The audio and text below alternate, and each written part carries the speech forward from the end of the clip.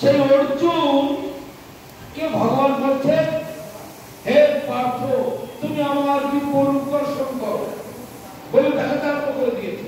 অর্জুন কিছু দেখতে পাচ্ছে, চারিদিকে তাকাচ্ছে, কোথায় তোমার সেই বিপরীত? কৃষ্ণ একটু মুচকি হাসছেন, হে পার্থ, এইভাবে কি তুমি দেখতে পাবে? তোমার ওই চোখ দুটো জড়, ভূমি আপের মর্মম, এই জড় জিনিস দিয়ে তোমার দেহ, তোমার চোখ, তোমার সবকিছু তৈরি। অর্থাৎ জড় চক্ষু দিয়ে আমার এই দিব্য রূপ তুমি কখনো দেখতে পাবে না। তাহলে তুমি যে বললে জানো, দেখতে বলেছি, কিন্তু তুমি অহংকার বশত আমাকে দেখতে চেষ্টা করেছো। ওই অহংকার দিয়ে আমাকে দেখা যাবে না, অনুগত হতে হবে, সারেন্ডার হতে হবে, তবে দেখা যায়। উপনিষদের ভাগে বলছে, তদ্বুদ্ধি প্রণিপাতেন পরিপ্রশ্নে প্রশ্নে ভয়া। প্রণিপাত করতে হবে, ভগবানের কাছে সারেন্ডার করতে হবে, তবে ভগবানের কাছ থেকে সবকিছু পাওয়া যায়। তখন ভগবান বললেন, ঠিক আছে অর্জুন, দিব্যং দদামি তে চক্ষু পশ্যমে যোগমৈশ্বরম, আমি তোমাকে দিব্য চক্ষু দান করছি, এইবার তুমি দেখো। যখন দিব্য চক্ষু দান করছো বললেন, তখন অর্জুন কি দেখতে পেলেন? একটা কালো পর্দা যেন চোখের সামনে থেকে খুলে গেল। তখন দেখতে পাচ্ছেন, ওরে বাবা, পাগুলো মাটিতে, মাথা আকাশে থেকে আছে, হাজার হাজার বাহু, হাজার হাজার পা, হাজার হাজার মাথা, চন্দ্র সূর্য তার মতো চক্ষু, ওরে বাবা, বিরাট ইহকাল, পরকাল, মহাকাল, অতীত, বর্তমান, ভবিষ্যৎ সব দেখতে পাচ্ছে। কুরুক্ষেত্রের যুদ্ধের সময় কি হবে সেও দেখাচ্ছে, যুদ্ধের পরে কি হবে, যুদ্ধের আগে কি হয়েছে, কত বড়, কত কে কে বেঁচে থাকতো, সব দেখি। কিন্তু পরবর্তীকালে মায়ার বসে অর্জুন আবার সব ভুলে গেল। তখন কিন্তু অর্জুন দেখেছিল তার ছেলে অভিমন্যুটাও বলে গেল, কিন্তু অর্জুন সব ভুলে গেল। পরে অভিমন্যু শক্রকে ঘিরে মেরে বলল, তখন খুব কান্নাকাটি করতে লাগলো। তখন কৃষ্ণ বলতে, তোমাকে বিশ্বরূপের সময় তুমি তো দেখেছিলে তোমার ছেলেটা মরে গেল, তখন তুমি তখন একটু কান্না করে নিয়ে পারতে, কান্না করে নিয়ে গেল, তখন আর এখন তুমি করতে গেল। অতএব ভগবানের মায়া অত্যন্ত জটিলতম, কিন্তু মায়াকে জয় করা যায় ভগবানের প্রতি বা ভগবানের ভক্তের প্রতি অনুগত হলে, তবে মায়াকে জয় করা। তো এখন আমরা বৃন্দাবনে কৃষ্ণের আবির্ভাব লীলার কথা, সেই দিকে একটু এগিয়ে যাব। বৃন্দাবন ধামেতে কংসের উৎপাত আমরা জানি। কংস, শিশুপাল, দন্তবক্র, অগাসুর, বকাসুর, অরিষ্টাসুর, কত সব অসুরের দল ব্যাপকভাবে উৎপাত করছিল সারা বৃন্দাবন থেকে। সমস্ত ব্রজবাসীগণ সবাই কৃষ্ণের দিকে তাকিয়ে, সবাই কৃষ্ণ তো তখন তারা তো জানে কৃষ্ণ, তাদের অতটা উপলব্ধি ছিল না, তারা তো নারায়ণের মূর্তি, বিষ্ণুর মূর্তি সব পুজো করত। কিন্তু ব্রজবাসী সবাই ভগবানের নিবেদন, তাই সবাই তারা দাম্পত্যক্রমে তারা সব ভগবানের আরাধনা করা, বিষ্ণুর উপাসনা করা, শারদাদের পূজা করা, ইন্দ্রাদি দেবীর পূজা করা, গরুকে ভালোবাসা, গরুকে সেবা করা, এইসব নিয়ে তারা থাকে। কিন্তু এমন ভাবে সমুদ্র ব্রজবাসী এত বেশি অতিষ্ঠ হয়ে পড়েছিল ওই অসুরদের উৎপাতে, তখন সমস্ত দেবদেবীরা গিয়ে ভগবানের কাছে প্রার্থনা করতে লাগলেন। ক্ষীর সমুদ্রে গিয়ে ভগবানকে প্রার্থনা করতে ভগবান তখন বললেন, কোনো চিন্তা নেই, আমি অতি অল্প দিনের মধ্যে আমি যাচ্ছি, গিয়ে তোমাদের সব ব্যবস্থা করব এবং তোমাদের যাতে কল্যাণ হয়, মঙ্গল হয়, ভালো হয়, সেই সব ব্যবস্থা করব। এটা কিন্তু দাপর যুগের শেষের দিকে। দাপর যুগের আয়ু ছিল 8,64,000। তারপরে শেষের দিকে এসে এই লীলা করেন। আর গৌরাঙ্গ লীলা করতে কলিযুগের প্রথমের দিকে, আর কলির শেষের দিকে গিয়ে ভগবান আবার কলিকে অবতার হবে। কেননা যমনের উৎপাত সারা দুনিয়া ভরপুর হয়ে যাবে। কলির শেষে একবার হইবে যমন, তখন মহাপ্রভু অষ্টবিষ্ণু অর্থাৎ কলিকে অবতার নিয়েছে, সব করে দিচ্ছে দেব। তো তারপর যুগের শেষের দিকে এসে ভগবান আবির্ভূত হলেন। কিভাবে? কংসের ভগিনী দেবকী তাকে বিবাহ দিচ্ছেন। তো বিবাহেতে কংস বসুদেবকে বহু দান ধান করেছে। বহু হাতি, বহু ঘোড়া, বহু সৈনিক, বহু কোটি সোনা, সোনা, হীরা, মণি, মুক্তা। কংসের ভগ্নী, অতি প্রিয় ভগ্নী, তাকে বিবাহ দেবে। একটু আগে বললাম, যখন যখন ধর্মের গ্লানি হয় আর অধর্ম মাথা চাড়া দিয়ে ওঠে, তখন তখন ভগবান তারা টাকা বলতে। সমগ্র ব্রজবাসীরা এত বেশি নির্যাতিত, এত বেশি কষ্ট দুঃখে আছে। কংস আরো সব তার দল বাবাসীদের উৎপাতে অবশেষে সমস্ত ব্রজবাসী তাদের আবেদনে, সমস্ত দেব দেবতা তাদের সকলের আবেদনের নিবেদনেতে ভগবান প্রতিশ্রুতি দিলেন, আমি যাব। তখন এদিকে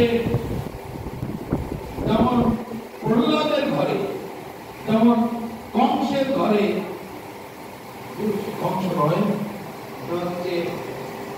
হিরণ্যকশিপুর ঘরে তার স্ত্রীর গর্ভে প্রহ্লাদ জন্মগ্রহণ করলেন।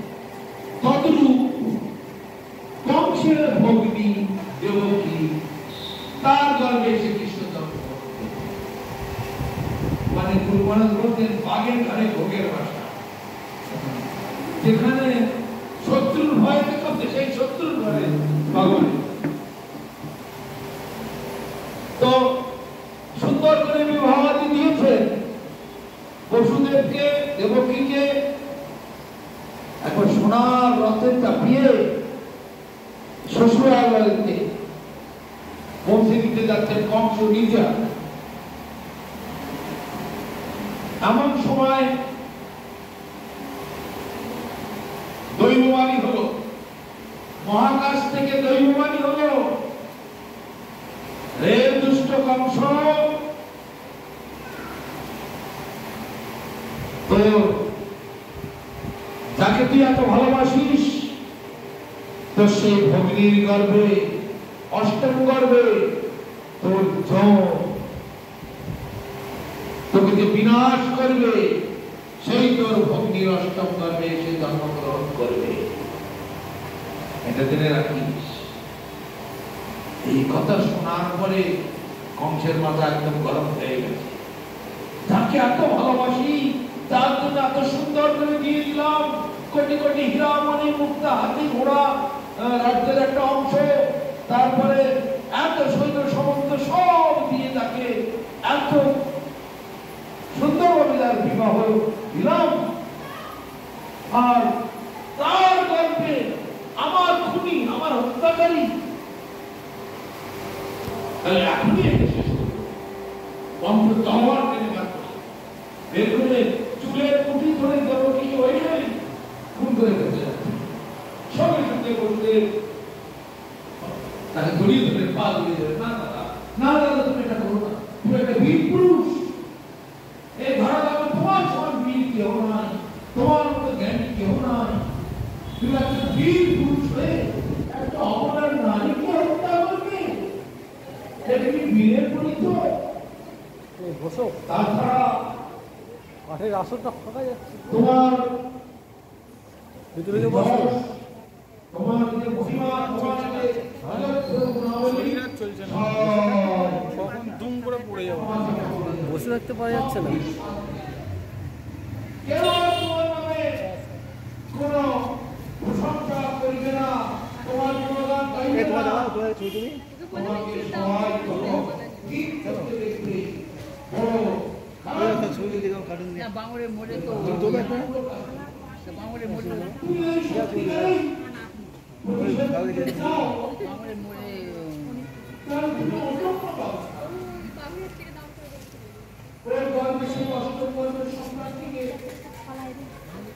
তোমার হাতে তুলে দেবো। হাতে তোমার চিন্তার কোনো কারণ নেই। তুমি দুঃখ পাবে, কষ্ট পাবে কেন? অষ্টম কালে যে সন্তান খাবে, সন্তানটি তোমার হাতে তুলে দেবো। কারণ তুমি তাকে হত্যা করে নিয়ে উঠে গেল। তখন মন বলে তাও তো হয়। অশাস্ত্রজ্ঞ বিচার বিবেচনা সবই আছে, বংশ সব জানে বলে জ্ঞানী লোক, কিন্তু তাদের ক্রূরতায় রেকর্ডিং লাইভ হবে, রেকর্ডিং এই স্বভাব তাকে কোনো মতেই নত হতে দিচ্ছে না। ঘুমিয়ে ঘুমিয়ে কাদা হয়ে গেছে, আসুরিক স্বভাব, করছে আসুরের স্বভাব তো আসুন। ঠাকুরের ছবি মাঠে তা সেই বংশ আইডিয়া আছে ভালো, দেশটা ভালো খুবই তখনই তাকে হত্যা করে হবে না, আইডিয়া ঠিকঠাক জায়গায়। পুরো কাপড়টা এমন করেছে, জ্ঞানী ছিলেন, পুরো শাস্ত্রের পণ্ডিত, বসুদেব মিটার কাপড় ছিল, অনেক অনুরোধ করে তখনকার মতো তাকে রক্ষা করেছিলেন। রক্ষা করে তাকে বললেন, ঠিক আছে, তাহলে রথটা তুই ঘুরিয়ে নিয়ে মাঝপথ থেকে রথ ওই দেবগিরি বসুদেবের বাড়ি থেকে না নিয়ে গিয়ে রথ ঘুরিয়ে দিলে, ঘুরিয়ে কংসের বাড়ি বসলে হবে না, আপনি ঘুমাচ্ছেন দিয়ে যাচ্ছেন, এদিকে বসুন। তার খুব শক্তিশালী দেখা কাঠের আসলে ঘুমালে অনেকগুলো পর্দা, অনেকগুলো আবরণ যেখানে আছে, মানে অনেকগুলো বাধা, 7টা করে পর্দা লাগানো, পর্দা মানে বাধা, মানে যে ক্যাটাগরি সেইখানে দেবকী আর বসুদেবকে সেইখানে ঢুকিয়ে দিল। আর কারাগারে বড় বড় তালা লাগিয়ে এমন ভাবে আটকে দিলে কেউ যেন সেখান থেকে তাকে বার করে নিয়ে যেতে না পারে। আর এদিকে কি হলো, প্রহরীরা ওই জেলখানার ফাঁক দিয়ে দিয়ে খাওয়া দাওয়ার সেখানে দিত তাদেরকে, দিয়ে কোনো রকমে তাদের বেঁচে থাকার মতো এই অবস্থা। তবু আবার জেলখানার ভেতরেও হাতে পায়ে শুকন দিয়ে রেখে দিয়েছে। শুধু কারাগারের মধ্যেই তারা ছাড়া আছে তাও নয়, কারাগারের ভেতরেও হাতে পায়ে শুকন দিয়ে রাখা বাঁধা রয়েছে। তো এইরকম শৃঙ্খলাবদ্ধ ভাবে বসুদেব আর দেবকী কারাগারে বাস করতে লাগলো। তারপরে কিছুদিন পরে দেবকীর গর্ভে একটি সন্তান হলো। এখন মহা সমস্যা, অষ্টম গর্ভের সন্তান সেইটাকে বধ করবে, তাই প্রথম সন্তানটাকে মেরে তাহলে কি হবে চিন্তা করছে। কিন্তু ভগবান যাতে তাড়াতাড়ি দাদার মালাগুলো আবির্ভূত হন দাদার মালাগুলো তার জন্য একটু বুদ্ধি খাটাতে হবে। নারদ তখন এসে গেলেন, এই ছেলেটা যদি না মারে তাহলে ধীরে ধীরে বড় হবে, পুনরায় আবার গর্ভবতী হবে, পুনরায় একটা বাচ্চা হবে, আবার 5-6 বছর লেগে যাবে। এই করতে করতে তো অনেক টাইম লেগে যাবে। তখন নারদ মাঝখানে সে বলছে, কংস তুমি যে বলছো অষ্টম গর্ভ, মনে করে একটা ফুলের মালা, 200 ফুল আছে, তার একটা একটা করে ফুলগুলো করে গেলে 200 খানা ফুল আছে। তুমি কি বুঝতে পারবে কোনটা প্রথম ফুল আর কোনটা দ্বিতীয় ফুল, কোনটা 8 নম্বর ফুল, কোনটা 10 নম্বর ফুল, কোনটা 20 নম্বর ফুল? তুমি বুঝতে পারো? তো অষ্টম গর্ভ বলেছেন, তা কোনটা প্রথম, কোনটা দ্বিতীয়, কোনটা চতুর্থ, কোনটা ষষ্ঠ, কি করে বুঝবে? যদি এইটাই অষ্টম হয়ে যায়, এটা তো চক্রের কালে ঘুরছে সবকিছু, তখন তোমার হাত থেকে বেরিয়ে যাবে। তখন কংস বলে, হ্যাঁ হ্যাঁ ঠিক বলেছো, তো ঠিক যুক্তি দিয়েছো, অতএব কোনো রেহাই নেই। শত্রু যতই ক্ষুদ্র হোক তাকে বিশ্বাস করা যাবে না, কখনো তাকে ভরসা করা যাবে না। শত্রুকে কোনো মাপ নেই। না, নিয়ে আসো, নিয়ে আসো, ওই বাচ্চাটাকে নিয়ে আসো। দেবকী অনেক কান্নাকাটি করলো, দাদা দাদা পায়ে টায় ধরলো, এটা তো তোমার শেষ সন্তান নয়, তোমার অষ্টম গর্ভের সন্তান তোমার চাই। আর বসুদেব বলছে, আমি তো প্রতিশ্রুতি দিয়েছি অষ্টম গর্ভের সন্তান তোমার হাতে তুলে দেবো। দেবকীকে অকারণে কেন প্রাণে মারবে? এটা তো প্রথম সন্তান। কিন্তু না, কোনটা প্রথম, কোনটা দ্বিতীয়, কোনটা তৃতীয়, এর তো ঠিক করা মুশকিল হবে। যদি এটাই অষ্টম হয়ে যায়, অসুরের মাথা একটু মোটা মাথা হয়, ওদের তো অত বেশি ভালো বুদ্ধি পরিষ্কার হয় না, তো ওদের কোনো মাপ নেই, ছেড়ে দেওয়া যাবে না। সেই সন্তানটিকে নিয়ে সঙ্গে সঙ্গে বড় একটা পাথরের উপরে খুব করে আছাড় মারল। এমন করে আছাড় মারলে বাচ্চার দেহটা একেবারে ছিন্ন ভিন্ন হয়ে গেল। দেবকী খুব ক্রন্দন করেও তাকে আর ঠেকাতে পারল। তারপরে আবার কিছুদিন পরে 1 বছরের মাথায় আবার আরেকটি সন্তান আসলো, তাকেও আবার নিয়ে গেল। একইভাবে দেবকী বসুদেব অনেক ক্রন্দন করেছেন, অনেক হাতে পায়ে ধরে ক্ষমা চেয়েছেন। তুমি তো অষ্টম গর্ভের সন্তান তোমার হাতে তুলে দেবো বলেছো, এটা তো দ্বিতীয় গর্ভ, এটা তৃতীয়, এটা চতুর্থ, তুমি কেন বুঝছো না? কোনো ক্ষমা নেই। কোনটা প্রথম হবে, কোনটা দ্বিতীয়, চতুর্থ, পঞ্চম, আমি কি করে বুঝবো? অতএব ছেড়ে দেওয়া যাবে না।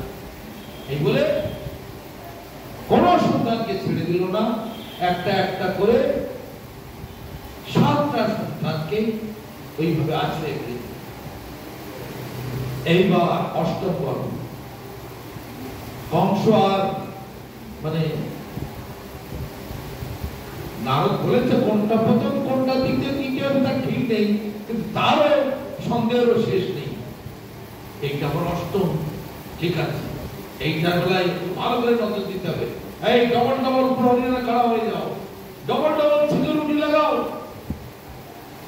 খুব ভালো করে।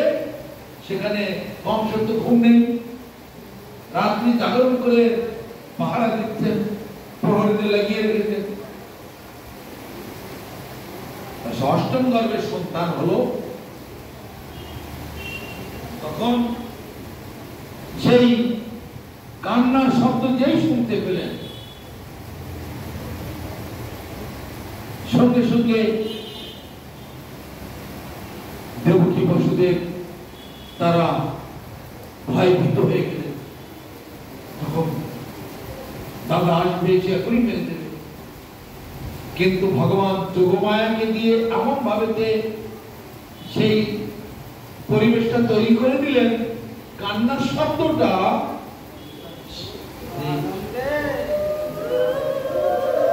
জয় গুরু মহারাজ কি জয়, গৌর প্রেমানন্দে। ভগবান মায়া যোগমায়ার দ্বারা এমন ভাবে পরিবেশটা তৈরি করে দিলেন যে কান্নার শব্দ কংস বা তার প্রহরীদের কানে পৌঁছল না। এখন দেবকী আর বসুদেব দুজন মহা চিন্তায় পড়ে গেছে, কি করা যাবে, কি হবে, কি করে রক্ষা করা যাবে। কিন্তু এই ছেলে হয়েছে 4 হাত, সাক্ষাৎ নারায়ণ বিষ্ণু রূপ নিয়ে। হে প্রভু, তোমাকে কি করে রক্ষা করব? আমার দাদা মহা ভয়ঙ্কর, মহাক্রূর, মহানিষ্ঠুর, তোমাকে আমি কি করে রক্ষা করব? তুমি এসে হাত ধরে করছে। হে প্রভু, তুমি তোমাকে রক্ষা করো, তুমি তোমাকে রক্ষা করো। তুমি তো সেই ভগবান দেখতে পাচ্ছি, তা তুমি পারবে তোমাকে রক্ষা করতে। এদিকে ভগবান দেখলেন এ তো মহা সমস্যা হয়ে গেল। আমি তো বাৎসল্য সুখটা পেতে চাই, এখানে আমাকে ভগবান বলে স্তব স্তুতি করছে কেন এরা? তাহলে তো আনন্দ হলো না। অতএব আমি সাধন স্বাভাবিক হয়ে তো 2 হাত লোক পেয়ে গেল, থাকলো 2 হাত। তখন আমার দিকে যোগমায়াকে দিয়ে এমন ভাবেতে দেবকী আর বসুদেবের মুখটা ঘুমিয়ে দিলেন যে ওরা যেন না বুঝতে পারে ভগবান। আরে আমাদের ছেলে, সে কি করে রক্ষা করবো? এখন বলছে আমাদের ছেলে। একটু আগে বলছিল ভগবান তুমি তোমাকে রক্ষা করো প্রভু, আমার এই দাদা মহা অসুর, এর হাত থেকে কি করে তোমাকে রক্ষা করবো। কিন্তু আবার এখন বলছে না, আমাদের ছেলে, কি করে দাদার হাত থেকে বাঁচাবো, এই করছে। তখন দৈববাণী হলো, যাও গোকুলে নন্দ মহারাজের বাড়িতে রেখে এসো। যমুনাটা পার করে ওপারে গেলেন গোকুল, আর গোকুলেতে নন্দ মহারাজের বাড়িতে সেখানে যশোমতীর কাছে রেখে এসো। আর সেখানে আরেকটি বাচ্চা, সেখানে 2টি বাচ্চা আছে, একটি বাচ্চাকে রেখে আর ওই মেয়ে বাচ্চাটাকে নিয়ে চলে আসে। এইভাবে বলে দৈববাণী করল। তাহলে কি করে বেরোবো? জেড ক্যাটাগরি সিকিউরিটি, 7টা গেট, লোহার গেট, বড় বড় লোহার গেট, কি করে বেরোবো? কোনো চিন্তা নেই, তুমি বাচ্চাকে নিয়ে বেরো, গেট আপনার থেকে খুলে যাবে। বাচ্চাকে একটা ঝুড়ির মধ্যে, জেলখানার মধ্যে ফল টল খাওয়া দাওয়া যায়, তো সেই ঝুড়ি থাকে, ঝুড়ির মধ্যে কোনো রকম একটু কাপড় বিছিয়ে বাচ্চাকে তার মধ্যে নিয়ে ওখান থেকে কোন রকমে বেরোচ্ছে। তখন দেখছেন আপনার থেকেই গেটের দরজা খুলে গেল, তালা খুলে গেল আপনার থেকে। আর প্রহরীগুলো ঘুমিয়ে আছে। কংস সে সময় ঘুমিয়ে পড়েছে, সারা রাত যাকে জেগে আছে। ঠিক সেই সব মায়ার এমন প্রভাব, মায়ার প্রভাবে কংস নিদ্রিত। কংসের যে সকল প্রহরীরা, হাজার হাজার প্রহরী লাগিয়ে রেখেছে, তারাও সব ঘুমিয়ে আছে, কেউ টের পাচ্ছে না। বসুদেব খুব গোপনে, কোনো শব্দ না করে আস্তে আস্তে বাচ্চাটাকে ঝুড়ির মধ্যে করে নিয়ে খুব গোপনে সেখান থেকে বেরোচ্ছে। আর দেখতে পাচ্ছেন আপনার থেকে এই গেটগুলো খুলে যাচ্ছে। খুব সহজ হয়ে গেল। ভগবান যোগমায়ার দ্বারা গেট আপনার থেকেই খুলে দিল। 7টা গেট সব খুলতে আপনার থেকেই খুলে গেল। খুলে বেরিয়ে গেটগুলো আবার আপনার থেকে বন্ধ হয়ে গেল। নিয়ে ওখান থেকে বেরিয়ে চলে গেল। কিভাবে যমুনা পার হবো? উত্তাল যমুনা, বিশাল বড় বড় ঢেউ, কোন নৌকো কিছু নেই। এই গভীর রাতে, রাত্রে 12টা বাজে, এখন কি করে আমি এই যমুনা কি করে পার হবো? যমুনার চওড়া ছিল প্রায় 1.5-2 কিলোমিটার চওড়া। এখনো পর্যন্ত সেই যমুনা বৃন্দাবনে দেখা যায়। যমুনার এপার থেকে ওপার চোখে দেখা যায় না, তো 2 কিলোমিটার 2.5 কিলোমিটার চওড়া, এমন গভীর বিরাট চওড়া সেই যমুনা। যারা বৃন্দাবনে যায় তারা দেখলে দেখতে পাবে এবারে বৃন্দাবনের ঘর বাড়িগুলো পাকা বাড়ি আর মাঝখানে কোনো পাকা বাড়ি নেই। শুধু চাষিরা চাষ করছে, এই খড়ের মাটির কাঠের বাঁশের ঘর বাড়ি বানিয়ে রেখেছে, আর আরো অনেক দূরে গিয়ে সেইখানে বিল্ডিং বাড়ি থাকে। তার মানে মাঝখানে সবটাই যমুনা। আর এখন বাড় এলে মানে তুফান এলে, বন্যা এলে তখন সব জলাকার হয়ে যায়। ওই প্রশস্ত যমুনা কি করে পার হবো, বসুদেব মহা চিন্তায় পড়ে গেলেন। ভগবানের কাছে আরাধনা করছেন, হে প্রভু তুমি একটা ব্যবস্থা করো। তখন কি দেখতে পেল, একটি তখন যোগমায়া একটা শ্রীগালের রূপ ধারণ করল। শ্রীগাল নদী পার হতে পারে। শ্রীগাল, কুকুর, বিড়াল এরা খাদ্যের জন্য ক্ষুধার তাড়নায় নদী পার হওয়া, খাল পার হওয়া এগুলো খুব পারে। একটা শ্রীগাল দেখতে হেঁটে যাচ্ছে, শ্রীগাল হেঁটে যাচ্ছে, তাহলে ওইখানটা বোধ হয় গভীরতা কম আছে, ওইখান দিয়ে যাওয়া যাবে। সেই পথ দিয়ে আস্তে আস্তে পার্টি ডুবে হাঁটতে লাগলেন বসুদেব, বাচ্চাটাকে মাথায় নিয়ে। তো সেই পথ দিয়ে এই পথ দিয়ে আস্তে আস্তে যমুনা পার হয়েছিলেন। যমুনা দীর্ঘদিন থেকে প্রার্থনা করছিলেন, প্রভু কবে তোমার স্পর্শ পাবো। যমুনার একটা প্রার্থনা ছিল। তাহলে যমুনাটি মাঝখানে যখন গেল তখন বাচ্চাটা নড়াচড়া করে ঝুঁকিয়ে পড়ে গেল।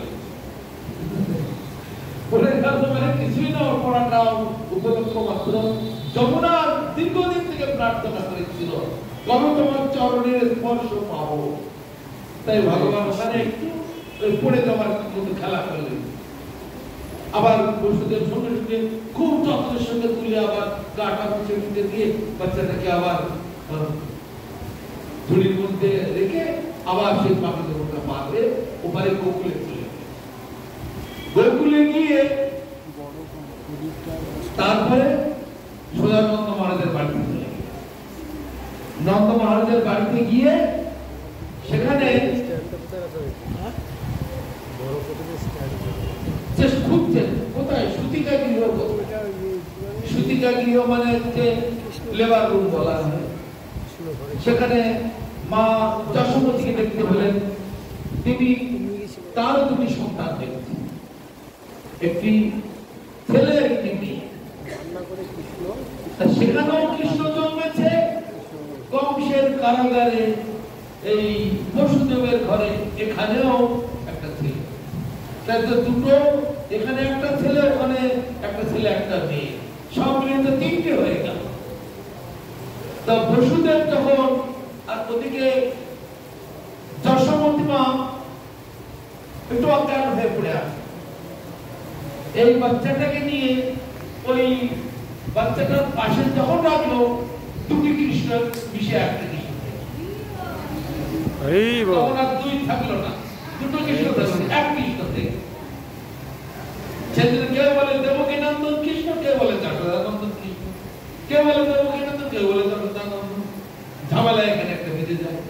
কিন্তু ভক্তি, মায়ের মতো প্রীতি সহকারে যে সেবা করে সেই মা হয়। পূর্ব জন্মেতে রামলীলাতে যে কৌশল্যা, এই কৈকেয়ীর কথা শুনেছি, সেই কৈকেয়ী এই জন্মেতে এসে দেবকী হয়েছে, আর কৌশল্যা মা ও এই জন্মেতে এসে যশোমতী মা হয়েছে। তা অনেক বড় লম্বা চওড়া কাহিনী ভাগবতে রয়েছে। প্রভাত যজ্ঞের সময় মানে যে মায়ের দুধ 100টা পর্দা ভেদ করে আমার মুখে পড়বে, সেইভাবে আমার মা, এটা লম্বা চওড়া কাহিনী আছে। তার দেবকী এত চেষ্টা করেও মানে একটা পর্দাও ভেজাতে পারলো না। কিন্তু মা যশোমতী তার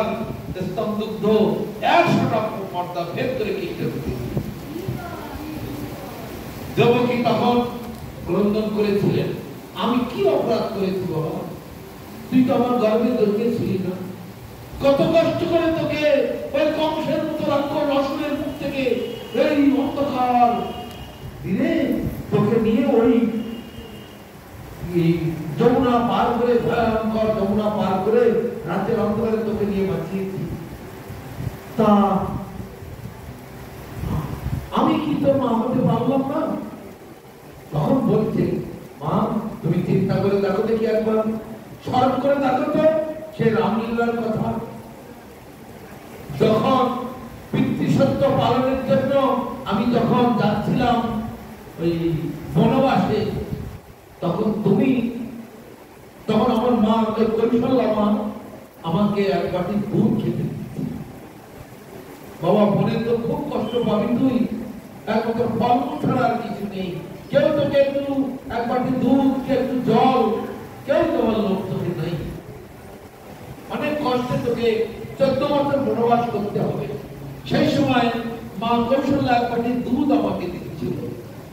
তা তুমি মনে করে দেখো ভালো করে, তুমি সেই চড় মেরে মায়ের হাত থেকে দুধের বাটিটা ফেলে দিয়েছি, যার মরে যাওয়ার হুকুম হয়েছে সে তো মনেই যাবে।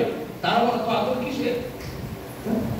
আদর সে মনেই তো যাচ্ছে, যাওয়ার বেলায় একটু দুধ এক বাটি তাকে খেতে দিচ্ছে। এইটাই তোমার এত হিংসা হয়ে গেল? আমি তখন প্রতিজ্ঞা করেছিলাম, জীবনে আমি তোমার হাত থেকে আর কিছু খাবো। তাই আমি কি করে তোমার হাতে দুধ আমি খেতে পারি? তোমার স্থান আমি কি করে পান করবো মা বলো? তাই কত লাঞ্ছনা বন্দনা সহ্য করে এই মা আমাকে রক্ষা করেছিলেন, পালন করেছিলেন। তখন দেবকী মাথা উঁচু করে কাহিনী অনেক বড়, দেখ সব ভুলে যায়।